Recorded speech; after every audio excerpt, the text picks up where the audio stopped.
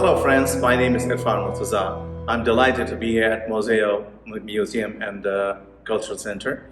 They have displayed 30 of my paintings. I started to paint almost 6 years ago. And I started my journey as a poet when I was 15 years old.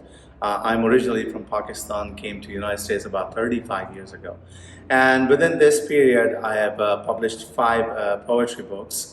And one of my book actually is related with different poets having imaginary conversations with different poets from almost like 400 years old.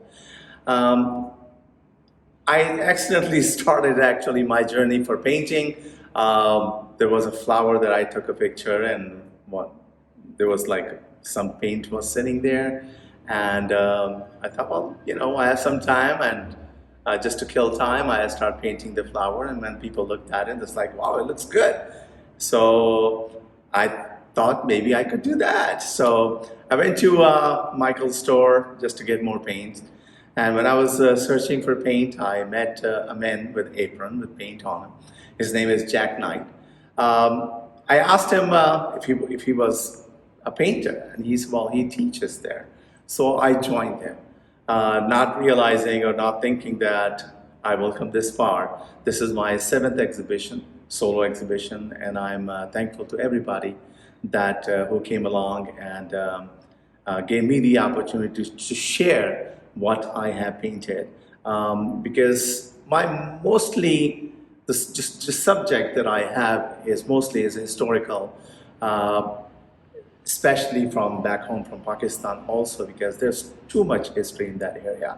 Then I traveled to different countries of the world and found historical places, temples, statues, and all those things that I was intrigued by. And I was very happy that I was able to share those feelings that I had through my paintings with other people. I'm very thankful to people of MUZEO to give me the opportunity to share all what I have done. Let me share one of my painting. It's called Pillars of Tafrum Temple. These are part of Angkor Wat from 14th century in Siem Reap, Cambodia. A friend's friend went to Angkor Wat, and she sent me a picture of a monk sitting next to a dry pool. This monk was sitting by himself, and I was looking at the picture, and then I wrote a poem about his feelings, that how he's feeling by himself, living here, living inside those ruins, that he doesn't know anything about the world, and the world doesn't know anything about him, whatever goes on with his life. So when I was writing the poem, I thought maybe I'll go to Angkor Wat sometime, but not many people visit Cambodia. So about 2 months later, I was invited in Singapore to read my poetry. And at that time, I made a whole trip to Vietnam, to Malaysia, Cambodia, and Singapore. So when I went to Angkor Wat, it was just, I took a picture of that monk sitting there, and I told the guide, I said, I'd like to go to this place, and he exactly took me to this place. But let me tell you, I had goosebumps, and I was sitting in the exact spot where the monk was sitting. And I was trying to feel what I wrote, was that right? Was that the correct feeling that I had about that monk? And then when I was, usually Angkor Wat's trip is about 1.5 hours, the tour. I spent about 6.5 hours, and I wanted to just kind of absorb as much as I could. And when we were walking through these ruins, amazing, and I saw a sign that says, do not enter. And the guide kind of told us, like, come on. And then we just went back, and guess what? We ended up right in this place. I was standing right in this spot. But let me tell you one more thing about the painting. When I was creating the texture of the floor, and it took me a little while, so I was thinking maybe I should have paid a little bit to them to fix the floor, so it could have been easier to paint for me. But the depth of it and everything, you really can feel it. Angkor Wat is an amazing place, and I have more paintings related with those ruins. Like I said, that most of my paintings are related with history, and history that people should learn from, which they don't, but I try to learn from it as much as I can. So this painting right behind me is called Royal Fort. This was built in 12th century in Lahore, Pakistan, a very historical city. It has a lot of culture, a lot of history. This was built in 12th century. It was destroyed. Then it was built in 1400, destroyed, then built, rebuilt, and destroyed. Fourth time, it was the 17th century that this was built, and this is the form actually it is right now. It has beautiful, beautiful museums inside. It has beautiful rooms, halls, amazing place to look at it. It's a part of their culture, part of the history. This painting right here is called Double-Headed Eagle Stupa. It's a part of Gandhara time from 2 to 4 AD, I'll say. When you go there, right on the other side is the same exact but in opposite. And if when you look at it, these are like eagles, they used to be. It's an amazing place. The whole city, in a way, was found there, and so many statues, so many diamonds, and I mean, amazing place. Textile Museum, I had a chance to go there last year in these areas. And the first day when I went there, by the time I got there, and they were locking the gate, and I'm like, ah. But next day, I was able to go there again and look through all the statues and history and all. Then they have guards, not only the guys but even guards. They have so much knowledge about each and every item that they will help you and they will tell you what it is about. So let me tell you about the Wooden Beauty. Wooden Beauty actually is placed at Shilai Temple in Hacienda Heights, California. That is the biggest Buddhist temple in West Coast. Amazing place. I had a chance to go there. I saw this statue sitting out of their museum and their gallery. I took some pictures, brought it with me, and when I painted this, I took it there just to take picture with it, with the statue and the painting. Well, I guess they liked it too much. And then they signed me up for a 2.5-month exhibition, for solo exhibition. I had 59 paintings there, and it was just amazing place and great people to work with. Beauty of this statue is, if you're looking from the back, it's raw wood. It's not carved. It's 1,200 years old. And another amazing thing is that this wooden statue, I think it's from the border of India and Pakistan, because the way it sits, because Chinese people or Chinese king, they're more mellow, they're kind of bowed down, but this one is like sitting with a lot of power. So they were telling me that's probably from the border of India and China. This statue was purchased by a Christian woman. It was donated to a Buddhist temple, and it was painted by a Muslim. How about that?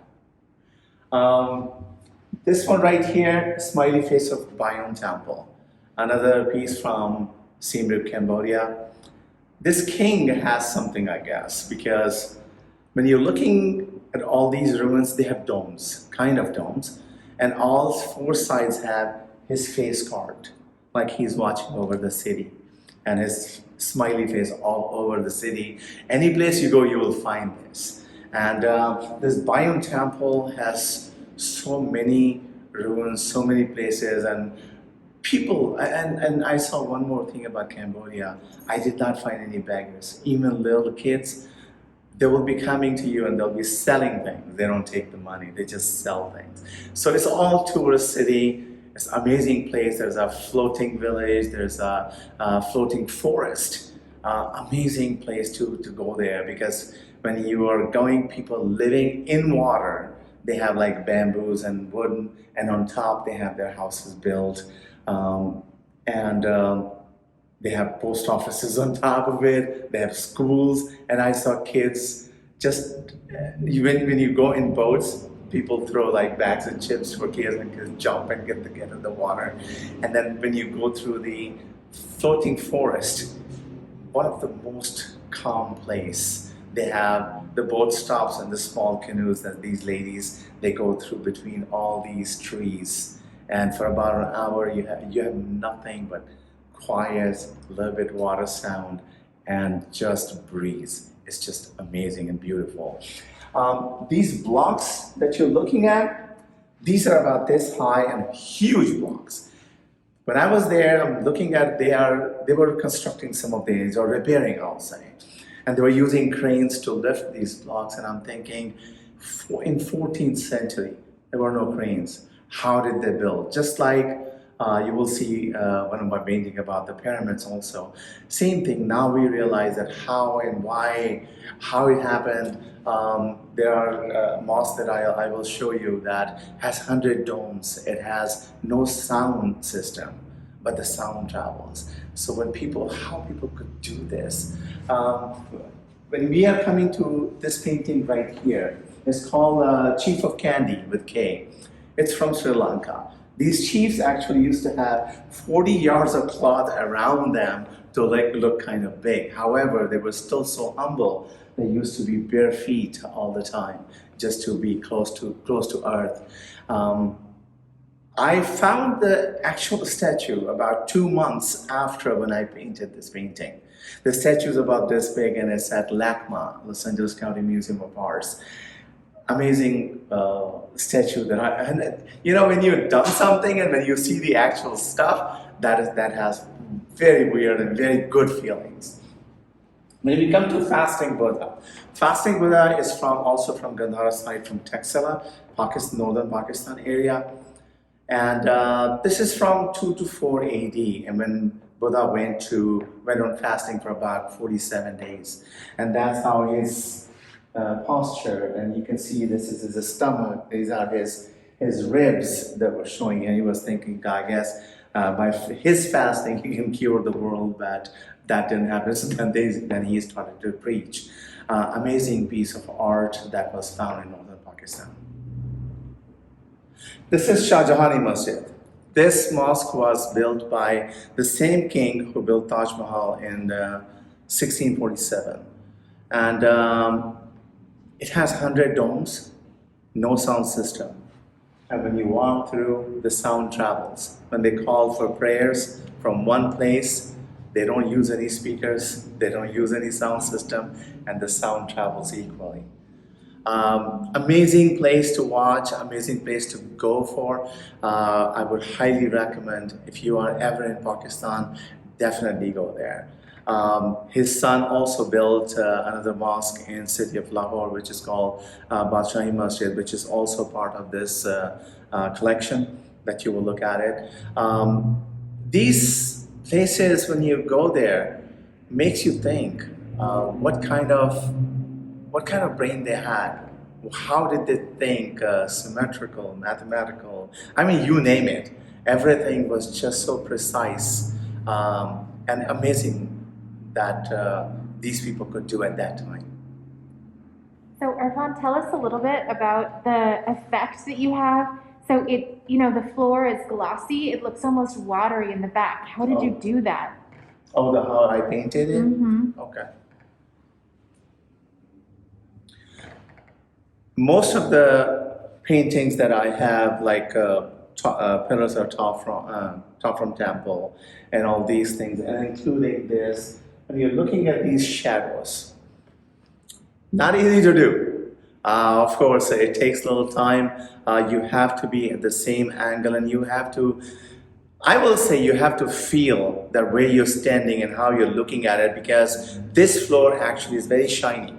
It's they polish it however it is, but it's very shiny. So when the light comes in, you have to see that from which angle, and from here you can see all the way here coming, because if the light coming from this side, so you can see shadow from here, shadow going in, and as much as you grow, the shadow goes with it. Takes a little time, but matter of fact, I was talking to a friend of mine. She's also an artist, and we were talking about it. And I said, all you have to do is just put a little time. and then the things come out easily then. So along with painting, as you know, as I told you that I'm a published poet of 5 books. So some of my friends ask me, how do you do this? You do painting, you do poetry, and then I also manage Urdu Writers Society, which is a literary society in Los Angeles here since 2003. All these things and my work and all those things. How do you do this? First of all, I have 48 hours in my day. Second thing, when people say that, well, maybe you can do it, I can't do it. I don't believe that. I believe this way: when God creates a man or human, there's a whole software, the package of software is uploaded in him. It is up to that person that which software they open and which software they get expert in it. I guess I have some time to spend some time opening this software of painting and poetry. And I think even if I can do it, anybody can do it.